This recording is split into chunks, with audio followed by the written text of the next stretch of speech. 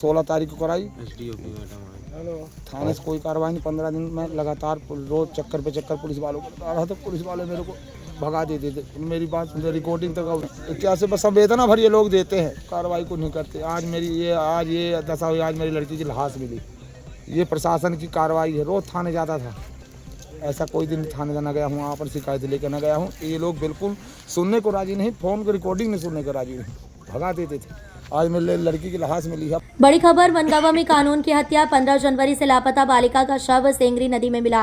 पिता की गुहार अनसुनी। थाना प्रभारी की भूमिका पर गंभीर सवाल। शराब माफिया की चौखट पर हाजिरी। जनता की सुरक्षा भगवान भरोसे। मनगांव रीवा मनगांव थाना क्षेत्र एक बार फिर कानून व्यवस्था की बदहाली का भयावह चेहरा बनकर सामने आया है। 15 जनवरी से लापता युवती का शव सेंगरी नदी में तैरता मिला, जिससे पूरे इलाके में सनसनी और आक्रोश फैल गया।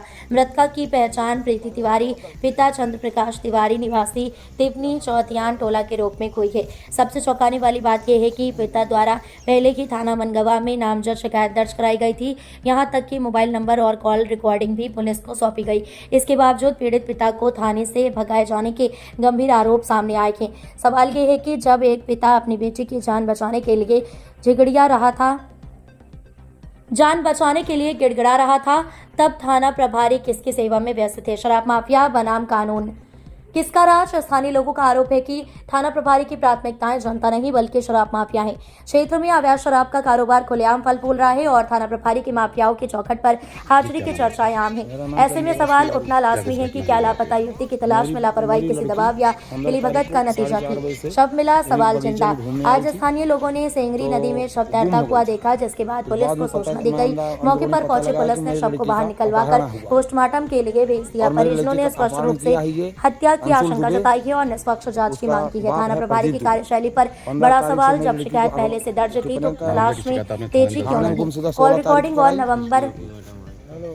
रिकॉर्डिंग और नंबर देने के बाद भी कार्रवाई शून्य क्यों? क्या मनगांव थाना अब पीड़ितों के लिए नहीं माफियाओं के लिए सुरक्षित ठिकाना बन चुका है? जनता पूछ रही है जिम्मेदार कौन? इस दर्दनाक घटना ने मनगांव थाना प्रभारी के संवेदनहीनता, लापरवाही और कथित मिलीभगत को कटघरे में खड़ा कर दिया है। अब निगाहें प्रशासन पर हैं कि क्या दोषियों पर कार्रवाई होगी या ये मामला भी फाइलों में दफन हो जाएगा। ये दशा हुई। आज मेरी लड़की जी, क्या नाम है आपका? मेरा नाम चंद्र प्रकाश तिवारी। क्या कुछ घटना हुई है आपके? मेरी लड़की 15 तारीख को 4:30 बजे से यहीं बगीचे में घूमने आई थी तो गुम हो गई थी।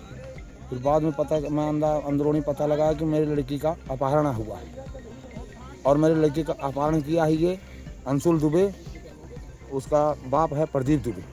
15 तारीख से मेरी लड़की को कितने का मामले की शिकायत आपने थाने में गुमशुदा 16 तारीख को कराई। एसडीओ की मैडम आई।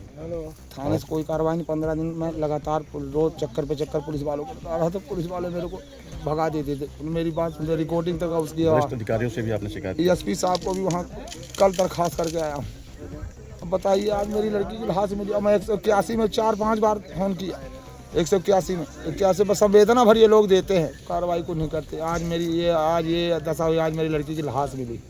ये प्रशासन की कार्रवाई है। रोज थाने जाता था, ऐसा कोई दिन थाने का न गया हूँ, वहाँ पर शिकायत लेकर न गया हूँ। ये लोग बिल्कुल सुनने को राजी नहीं, फोन को रिकॉर्डिंग नहीं सुनने को राजी नहीं, भगा देते थे। आज मेरी लड़की की लाश मिली है। अब बताइए इसमें किसका दोष है? अब मैं यही रिपोर्ट लेकर कल को मेरी लड़की का अनहोनी हो जाती, इसका जवाबदारी कौन लेगा? आज मेरी लड़की की लाश पड़ी है। 18 साल की लड़की है, सोचो मेरे ऊपर क्या बीतती है। और जो अपराधी हैं वो खुलेआम गाँव में घूम रहे हैं। जिनके चक्कर में लड़की घर छोड़ कर भागी थी, वही लड़की को मेरा वही मर्डर करके नदी में फेंक दिया। और गांव में दिखता था तो लोग सोचते थे गांव में दिख रहा है, वो मेन अपराधी वही है। और ये रघुपत सरंग का लड़का, रघुपत है ना, वो उपाध्याय, कुद्दू उपाध्याय का एक लड़का, ये दोनों के लड़के को मैं क्योंकि कुद्दू उपाध्याय के लड़के से मोबाइल की रिकॉर्डिंग मेरे मोबाइल में आई। तेरे पास रिकॉर्डिंग कहाँ से आवाज़ कहाँ से आ गई? ये दोनों मिल के, और एक लड़की हमारे गाँव टोला के मोहल्ले की अंदरूनी में पुलिस चाहे उसका नंबर दे रखा, उसको ट्रस्ट करे, वो लड़की मेरी लड़की से बात करवाती थी क्योंकि घर में मोबाइल न मेरे पास देती थी मम्मी। क्या कुछ मामला है? ये एक गुमशुदगी दर्ज हुई थी 16 जनवरी को। उसके संबंध में लगातार सर्चिंग पुलिस के द्वारा की जा रही थी और आज सूचना आई थी 100 डायल को, 100-112 को कि एक तैरती हुई लाश नदी में मिली है यहाँ पर तिवनी में। तो तत्काल पुलिस बल के साथ में मैं मौजूद हूँ और बॉडी को निकालकर पीएम के लिए भेज दिया गया है। और पीएम रिपोर्ट आने के बाद जो भी संज्ञान में आएगा उसके बाद कार्रवाई की जाएगी। पिता का आरोप है कि 16 तारीख से शिकायत दर्ज कराई गई और पुलिस ने बिल्कुल, इसमें इसमें पुलिस सर्च भी कर रही थी, लगातार देख रही थी और इसमें जो तिमनी बीट प्रभारी हैं वो भी इसमें लगातार देख रहे थे। सारी चीज़ें की गई थी जो गुमशुदगी में की जाती हैं और इसको भी संज्ञान में लिया गया है और देखते हैं पीएम रिपोर्ट में क्या आता है तो उसके बाद और चीज़ें सामने पिता ने शायद नामजद शिकायत भी दर्ज कराई थी। तो उनसे भी शायद पूछताछ की गई है और बाकी मैं दिखवा लेती हूँ क्या जांच की गई है और कितनी जांच की गई है और आगे क्या निकल के आएगा। Thank you.